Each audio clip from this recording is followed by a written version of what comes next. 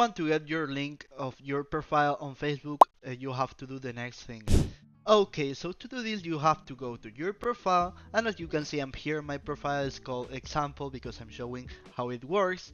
You have to go to the search bar just up on your browser and you have to copy this link. You have to Ctrl C on this link and now you will be able to have your link for Facebook. So you can share this URL to your friends and you will be able to get them to add you as a friend.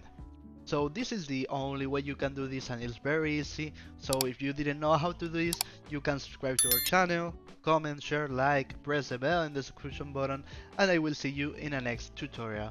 Goodbye and easy way, and remember that we upload a lot of videos like this, so if you want more information or you want to know how to do some things, you can do it. You are welcome to pass through our channel. Goodbye and easy way.